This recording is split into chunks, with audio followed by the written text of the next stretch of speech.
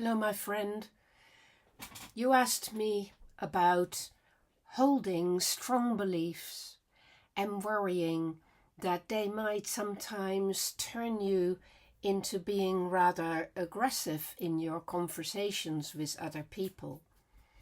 I commend you for asking about this. It is very important to work these things out for yourself, and it is a grave problem for many people who hold strong beliefs.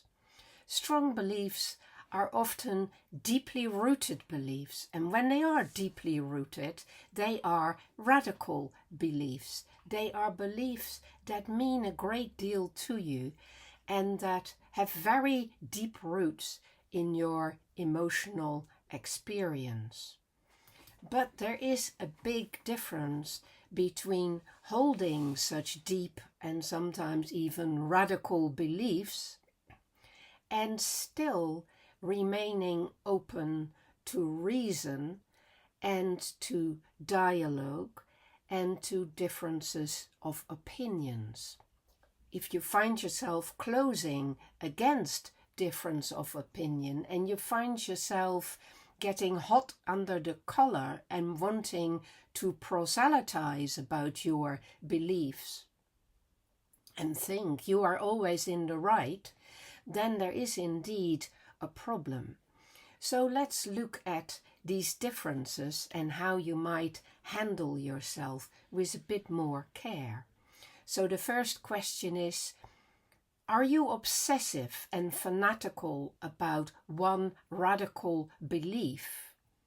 Or is there room for learning and exploration? As long as there is room and you are truly still finding out and being curious, you're probably okay.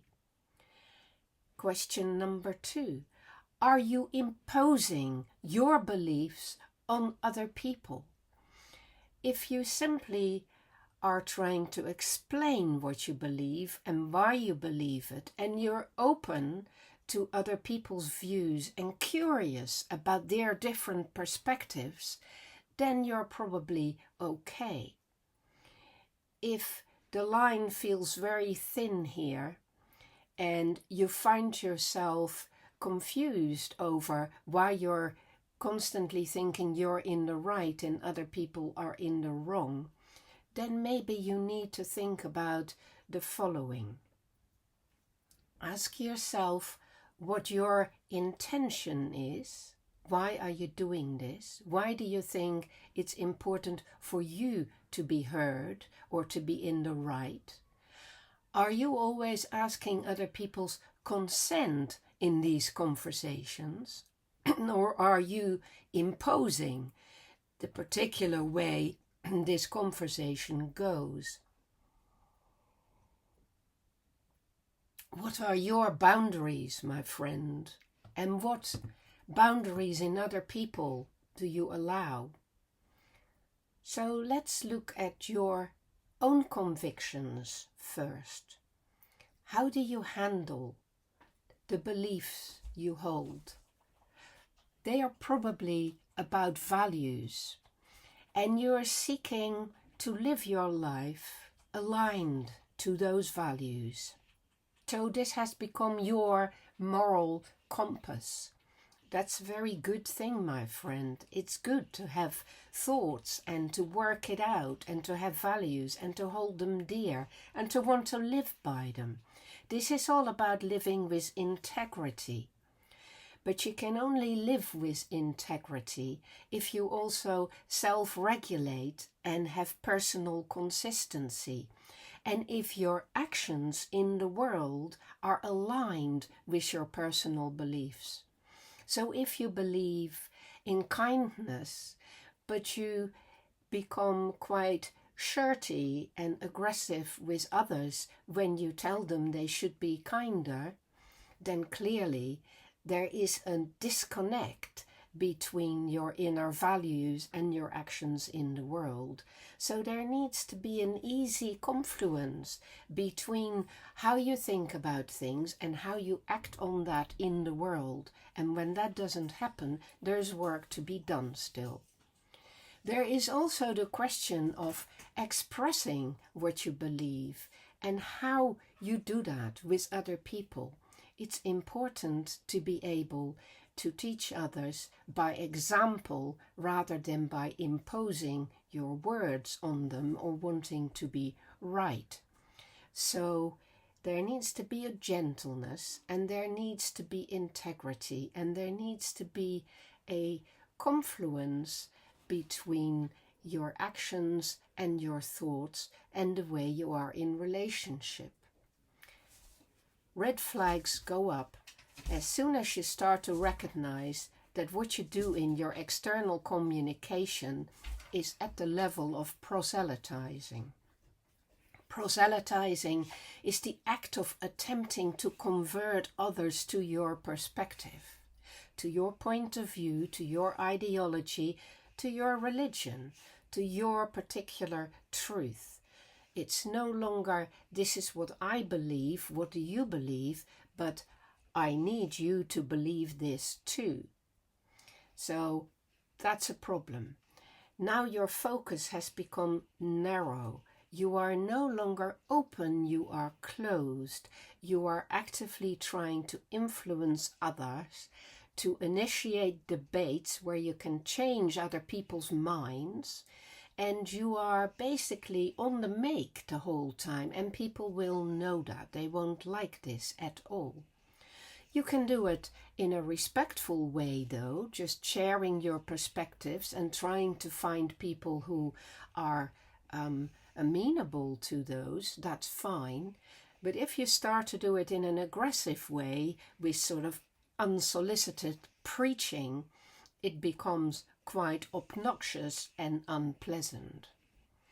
And you need to start asking yourself why you are driven by this sense of wanting to impose your views on others. Is this a sense of duty, or do you feel others would benefit from that? And if you do think they would benefit from it, do you really believe they will figure it out by you telling them? Or do you think maybe they need to find it out for themselves, and you need to allow them the freedom to find their own path towards what they want to believe? Now, if it gets even further and you go from proselytizing to imposing your views on others, then you really have a problem.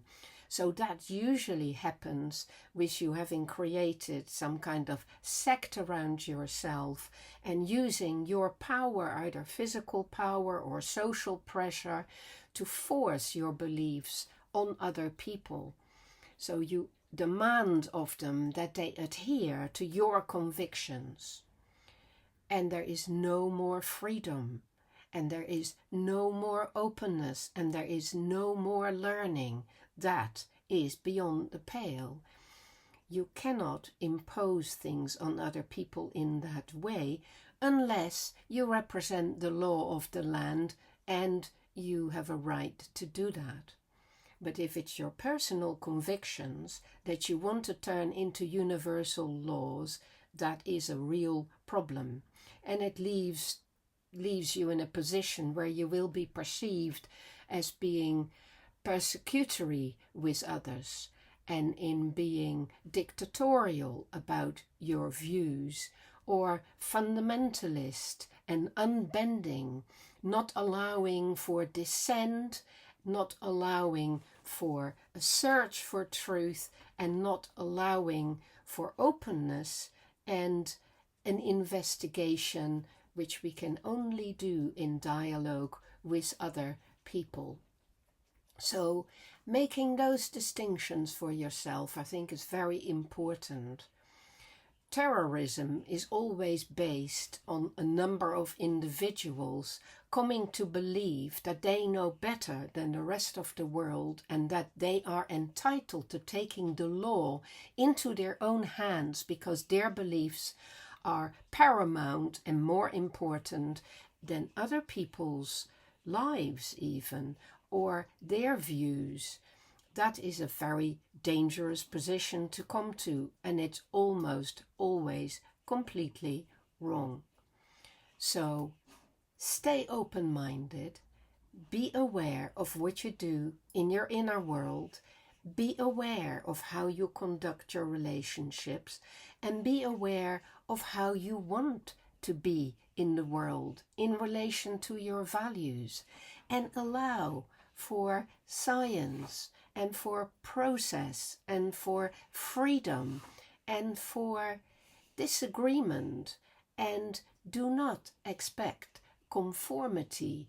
Do not expect to impose your authority. Allow other people's authority and their curiosity and their capacity for investigation and for seeking to live authentic lives. The litmus test, my friend, is if someone disagrees with you, do you feel the need to keep talking until you change their mind? Do you want to force them to act as you do? Or are you comfortable saying, we will agree to disagree, while maintaining your own path and keeping investigating? Check with yourself. Are you really still open to learning, or are you stuck in a rut? Open yourself up, my friend, and things will flow much more easily.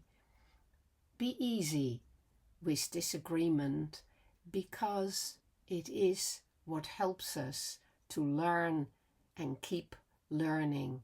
Keep your curious mind. By all means, live with good values, but stay in wonder and stay humble and keep a beginner's mind, and you will be just fine, my friend. I'm sure you will.